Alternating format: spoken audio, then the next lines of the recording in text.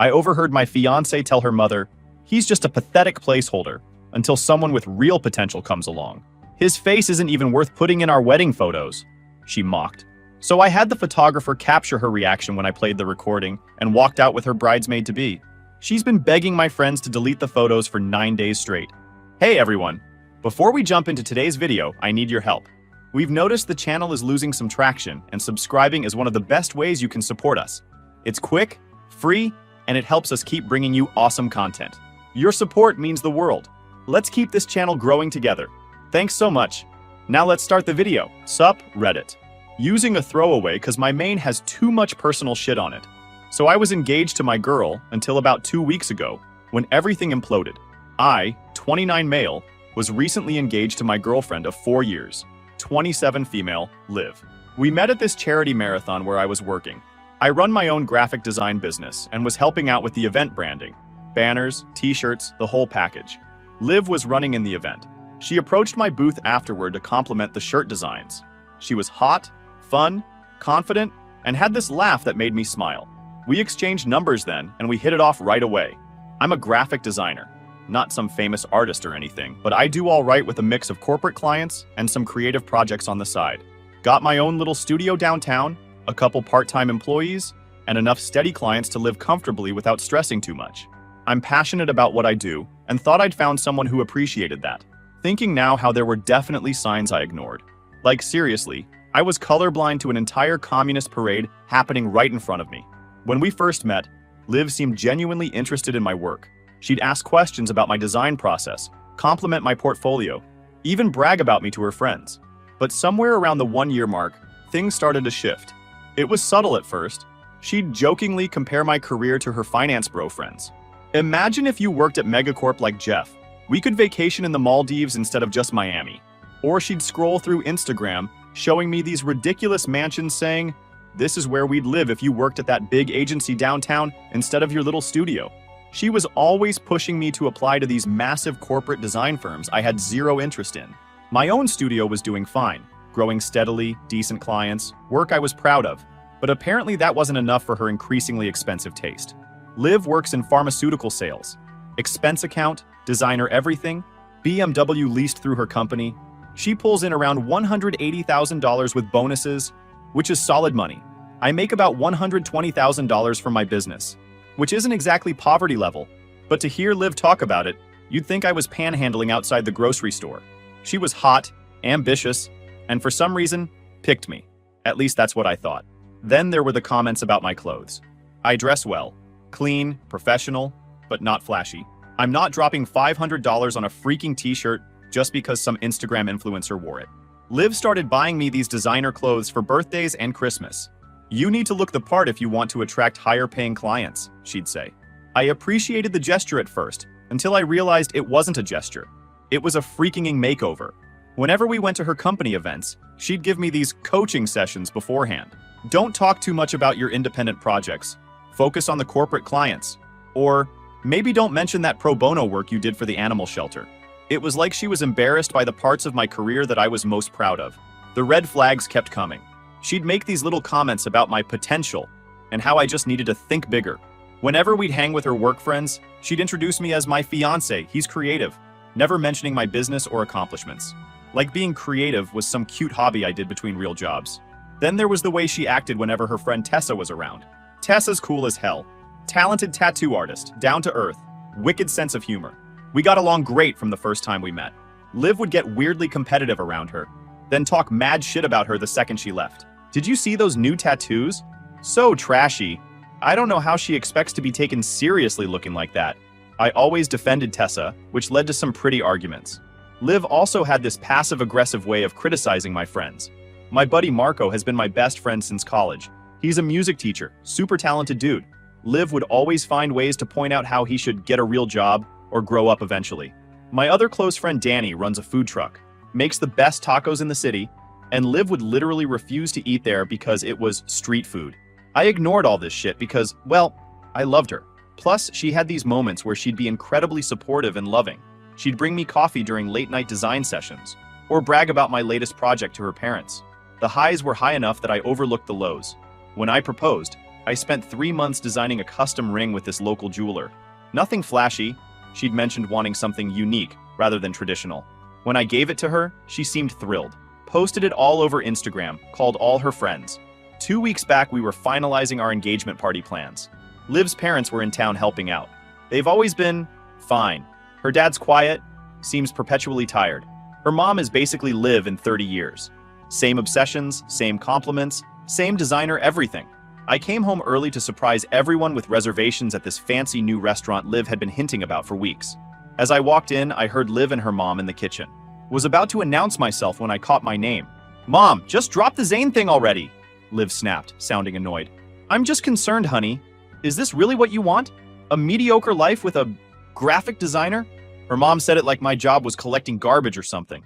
I froze in the hallway. What came next made me feel like someone punched through my chest and ripped out whatever was inside. "It's temporary," Liv said, voice lowered. "He's just a pathetic placeholder until someone with real potential comes along.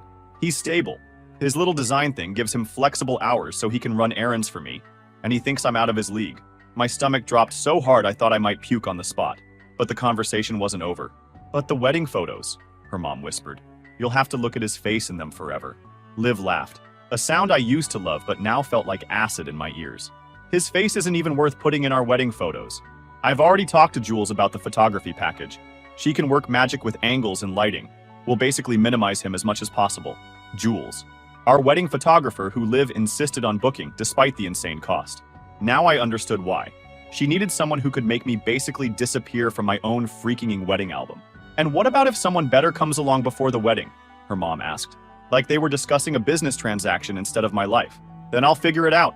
Breaking an engagement is better than a divorce." There was a pause. Then Liv added, "Did you see what Tessa wore to dinner last week? Those trashy tattoos showing everywhere. She thinks she's so special with her art.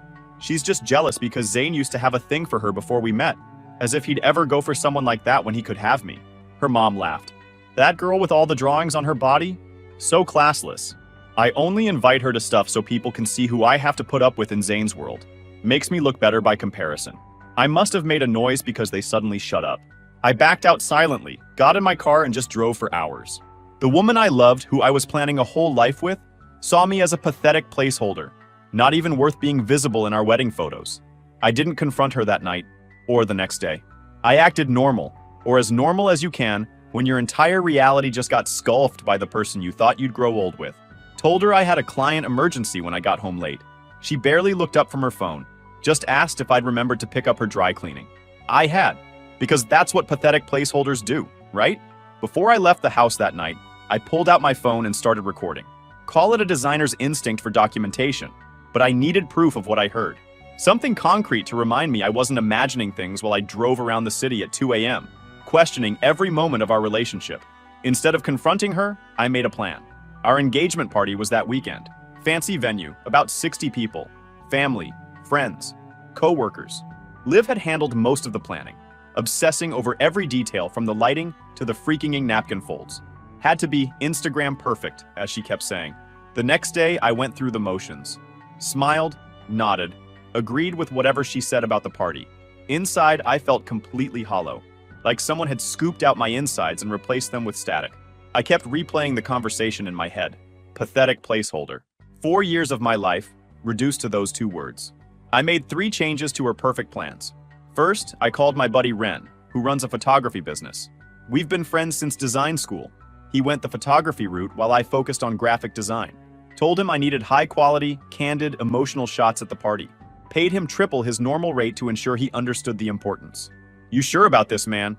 he asked when I explained what I needed. "Never been more sure of anything in my life," I replied. Then I got the audio from my phone recording professionally cleaned up by another friend who works in sound engineering.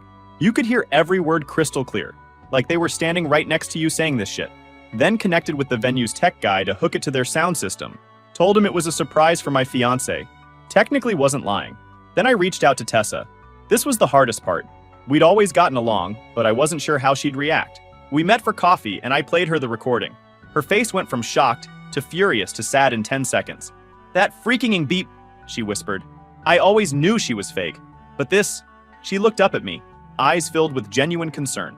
"Are you okay?" No one had asked me that yet. I wasn't, but I nodded anyway. I explained my plan and asked if she'd help. She was all in without hesitation. Just tell me what you need me to do. The pieces were falling into place. Liv kept texting me about last-minute details for the party. Did I confirm the flowers? Would my parents be there on time? Had I picked up my new suit that she'd selected? I responded to everything with perfect pleasantness while feeling absolutely nothing inside. The night before the party, Liv and I were in bed. She was scrolling through Instagram, showing me photos of the venue from another event. Our photos are going to be so much better, she said, not looking at me. I've planned everything perfectly. I made a non-committal sound, staring at the ceiling. You need to make sure you stand at the right angle when we do the official photos, she continued. Jules said the lighting is tricky. Wouldn't want my face to ruin the photos, I said. She didn't even catch it, just nodded. Exactly. The composition needs to be perfect. That night, I slept on the couch, telling her I had a last-minute project to finish. In reality, I couldn't stand to be next to her. It was the first night since we moved in together that we slept apart. She didn't seem to notice or care. The day of the party arrived. I spent the morning at my studio, allegedly finishing client work, but really just killing time until I had to go home and get ready. Liv called 4 times to remind me not to be late, to bring the champagne we'd bought specially, to make sure I wore the right tie with the new suit. I said yes to everything. When I got home, she was already halfway ready, hair done, makeup in progress. She barely looked at me as I showered and dressed. The suit was nice, I'll give her that. Charcoal gray, perfectly tailored. Probably cost more than my first car. You look presentable, she said, which I now understood was her highest compliment for me. Just make sure you don't mess up your hair before photos. We arrived at the venue an hour early to check on setup. It was perfect. This converted industrial space downtown with exposed brick and hanging lights that Liv had obsessed over securing. The flowers were artfully arranged. The bar was stocked with top-shelf everything. The catering looked and smelled amazing. It was exactly what she wanted. A showcase, not for our love, but for her ability to put together a Pinterest-perfect event. Guests started arriving. My parents, looking slightly uncomfortable in the fancy setting, but genuinely happy for me. My friends, who Liv had limited to 10 invites while she had over 30. Her parents, her dad giving me the same firm handshake he always did. Her mom kissing the air next to my cheek. Colleagues from both our jobs, her college friends, people I'd met maybe once or twice. Ren arrived, camera already out, capturing candid shots. He gave me a subtle nod. Tessa showed up looking amazing. Red dress, tattoos proudly on display. Liv's smile tightened when she saw her, but she played the perfect hostess. Halfway through the night, after everyone had a few drinks, I clinked my glass. Liv stood beside me beaming, ready for her spotlight moment. This was it, the moment she'd been planning for weeks. What she didn't know was that it was the moment I'd been planning for days. I want to thank everyone for coming tonight to celebrate our engagement. Before we continue, I'd like to share a special moment that helped me understand what this relationship truly means to Liv. Her smile flickered, confusion crossing her face as I nodded to the tech guy in the corner. This is a conversation I was fortunate enough to overhear between my fiancée and her mother just days ago, I said as the recording started playing. The audio quality was perfect thanks to my friend's engineering skills. Liv's voice filled the suddenly silent room. He's just a pathetic placeholder until someone with real potential comes along. His face isn't even worth putting in our wedding photos. Then came her mother's response, and Liv's continued explanation of how disposable I was. Finally, the part about Tessa being trashy and classless because of her tattoos. How she only invited her to make herself look better by comparison. I watched Liv's face transform from confusion to horror to panic as she realized what was happening. She tried to reach for the glass in my hand. Whether to stop me or throw it at me, I'll never know. From the corner of my eye, I saw Ren circling with his camera, capturing every millisecond of her meltdown. When the recording finished, I simply said, I think we can all agree that the placeholder is officially stepping aside. The ring is with your father, Liv. The silence was deafening. You could practically hear Instagram profiles being updated in real time. Then her dad, a guy who'd always treated me with respect, stood up, placed the ring box on the table, and walked out without a word. I'd given it to him when he arrived, telling him I needed to discuss something important later. He didn't say a word, just nodded and pocketed the box. Now I understand that nod. It was resignation, not surprise. Her mom started damage control. It's taken out of context. Liv was just stressed about wedding planning. She didn't mean any of it. I looked around the room. My parents looked shocked, but not exactly surprised. They'd always sensed something was off with Liv. My friends were a mix of horrified and, was that relief? Liv's friends were either staring at their phones or whispering to each other. The corporate shark's already smelling blood in the water. I nodded to Ren, confirming he got everything he needed. That's when Tessa, who'd been standing by the bar watching it all unfold, walked over to me. Without saying a word, she took my hand, and we walked out together, past Liv, whose mascara was now creating black rivers down her face, and past her mother, who was still trying to explain away the unexplainable while guests were witnessing the complete collapse of Liv's carefully constructed image. As we hit the door, Liv finally found her voice, screaming at us. "You backstabbing she screamed at Tessa. "You think you can get away with this? You fing psychopath!" Pointing at me, her makeup smudged from crying, making her look like some raccoon having a meltdown. Yeah, whatever. We didn't look back. We went to a dive bar across town. I loosened the tie Liv had picked out, ordered drink I knew she'd hate, and felt something like freedom for the first time in years. The next morning, I woke up on my buddy Marco's couch. I'd crashed there after the bar, not wanting to go back to the apartment I shared with Liv. My phone had like 30 missed calls and over 60 text messages, most from Liv, some from her mother, a few from mutual friends asking what the hell happened. I ignored them all and called my landlord, explained the situation, paid the fee to break our lease, and arranged to have my stuff moved out that day. Money well spent. Ren sent me the photos around noon. They were brutal, high-res documentation of Liv's public unmasking, every emotion on her face in crystal clarity. I selected the most revealing ones and sent them along with the audio file to Tessa, who handled everything well. She sent it to everyone who knew Liv. Even the mutual friends who weren't invited got a copy of the whole thing. If she wanted to build her life on lies and manipulation, fine, but no one else deserved to be her next placeholder. The response was immediate. My phone exploded again, but with different messages this time. Friends expressing support, colleagues I barely knew telling me they'd always thought something was off about Liv. Her college roommate actually thanked me. Apparently Liv had pulled similar shit with her years ago. Liv's response evolved over the next few days. Day 1, denial and rage. Showed up at Marco's place somehow, screaming that I'd ruined her life, that the recording was taken out of context, that I was twisting her words. Marco, bless him, calmly told her to leave before he called the cops. Day 2, bargaining. Texts about how we could work through this, how she didn't mean what she said, how she was just venting to her mother. Calls where she cried about how much she really loved me. Emails with links to couples counselors. Day 3, more rage, but focused. Started contacting my clients, telling them I was unprofessional. Luckily, most of them had already heard about what happened through the grapevine and ignored her. 2 actually reached out to confirm I was still available for their projects. Days 4 to 9, the PR campaign. This is where we are now. 9 days of Liv calling, texting, showing up at my studio. 9 days of her begging my friends to delete the photos, claiming they're defamatory and an invasion of privacy, and trying to convince people I'm mentally unstable and manipulated the recording. But here's the thing about working in visual communication. People believe what they see, and what they saw in those photos was the truth. The story spread through our social circle like wildfire. Clients I didn't even know had heard about it were emailing me with messages of support.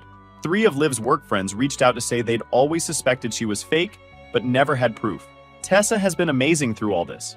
She showed up at my studio the day after the party with coffee and pastries. We talked for hours about all the crap Liv had pulled over the years. Turns out Tessa's been hearing Jen's backhanded comments and outright insults for a decade, but kept the friendship out of habit and shared history. She told me Liv had been throwing shitty comments about her to everyone for years, trying to isolate her. We've been hanging out a lot. Nothing romantic yet, just enjoying each other's company in the aftermath of Hurricane Liv. Now about her parents. Her dad texted me a simple, "I'm sorry, she wasn't raised this way." I believe him. He always seemed trapped in his own life, like he was just going through the motions. Her mom, on the other hand, went on full damage control.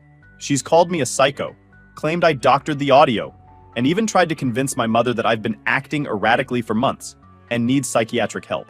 My mom, to her credit, just said, "The only crazy thing is that he didn't leave sooner," and hung up on her. The wildest part was her sister Kay showing up at my studio 2 days after the party. Unlike Liv, Kay was actually cool, always treated me like a human being, showed genuine interest in my work, never had that status-obsessed vibe. She brought coffee and just sat there shaking her head. "I've watched Liv pull this exact same shit with 2 different guys," she told me. "Each one was a stepping stone to someone better. She did the same thing to Jax before you, talking shit about his restaurant job while using his connections to meet better prospects. She's been like this since high school." Kay showed me texts from years ago where Liv talked about how she was upgrading to me from her ex because I knew important people in media that could help her career. Apparently, my clients in the advertising world were her real interest. Kay apologized for not warning me sooner. I tried once about a year ago, she said. Remember that dinner where I kept asking about your future plans? I was trying to see if you guys were on the same page. You seemed so happy, and Liv kept cutting me off. I did remember. Thought Kay was just making conversation. Turns out she was trying to save me. For what it's worth, she added as she was leaving. I always thought your work was dope. Still need a new logo for my bakery website if you're interested. We're grabbing lunch next week to discuss it. Liv's nuclear meltdown has been something to behold. She showed up at my apartment at 2 a.m., screaming about how I ruined her life. My neighbor called security. Then she sent a group text to our mutual friends calling me emotionally abusive for the public humiliation. Most people responded with the rolling eyes emoji. She found out where Ren's studio is and tried to bribe him to delete the photos. Offered him $5,000 cash. Ren told her he'd consider it while recording the entire conversation. Dude's a legend. Sent me the audio with a note, in case you need a sequel. My client Zach was at a bar downtown and overheard Liv telling some random guy that I hacked her phone to get the recording. According to Zach, her story had evolved to include me stalking her for weeks after she tried to let me down gently. The stories keep getting wilder. She tried to get me blacklisted with the local design community, telling people I stole client work and violated NDAs. Luckily, I've been in this business long enough that most people know me and my reputation. If anything, it backfired. Got a call from an agency I've wanted to work with for years, saying they'd heard about what happened and were impressed with my portfolio. Meeting them next week. Was this too much? Maybe. But after 4 years of being someone's unwitting placeholder, I finally showed exactly how much space I could take up. Edit. First, thanks for all the awards and DMS. Didn't expect this to resonate with so many people. Many people have reached out saying they had similar experiences. Not just with exes, but with friends, family members, co-workers, people who treated them like they were disposable, only valuable for what they could provide. It's been eye-opening how common this shit is. To answer the frequent questions, 1. Yes, this is legal in my state. One-party consent for recording 2. No, I'm not getting back with her. Are you guys seriously asking that? 3. No, I don't feel bad about it. I'm heading to my buddy's cabin up north for a few days to clear my head. We'll update if anything major happens, but honestly, I just want some peace and quiet. Update. Hey Reddit! Wasn't planning to update this, but some epic shit went down this weekend that had me laughing for 2 days straight. Figured y'all deserved the closure. So it's been 10 months since my original post. After everything happened, I focused on growing my design business. Landed some major clients, hired 2 junior designers, and moved into a bigger studio space in Austin. The change of scenery was exactly what I needed. New city, new opportunities, new perspective.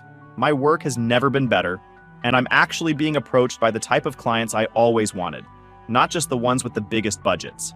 I'm dating casually, nothing serious yet, though Tessa and I have been hanging out more lately. There's definitely something there, but we're taking it slow. She expanded her business and is killing it. Just got featured in some major art magazine. We collaborate on projects sometimes, which has been awesome. Kept in touch with some mutual friends, including Kay, Liv's sister, who's become a good friend. She moved to Houston around the same time I came to Austin and said she needed distance from her family's bullshit. Can't blame her. So what happened? My friend Zach got married this weekend back in my old city. First time I've been back in months. At the rehearsal dinner Friday night, guess who walks in? Liv, hanging on the arm of some dude who looked like he bought his personality at Brooks Brothers. Turns out she's dating the cousin of Zach's new wife. Small world, I guess, LOL. The look on her face when she saw me was priceless. Pure shock, like she'd seen a ghost. Then this weird plastic smile appeared as she pretended nothing had happened. She introduced her boyfriend as Drew and mentioned he's in commercial real estate development about 20 times in 5 minutes. Every sentence was basically, Drew's company this, and Drew's connections that. The guy seemed nice enough, if a bit boring, kept checking his phone during conversations, that kind of thing.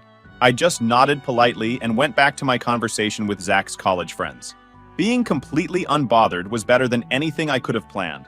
I could feel her watching me all night, probably waiting for some kind of confrontation. Didn't give her the satisfaction. But here's where it gets good. At the reception, Drew got absolutely shit-faced. Started loudly asking people how they knew Liv. Someone mentioned she'd been engaged before. Drew was clearly surprised. To who?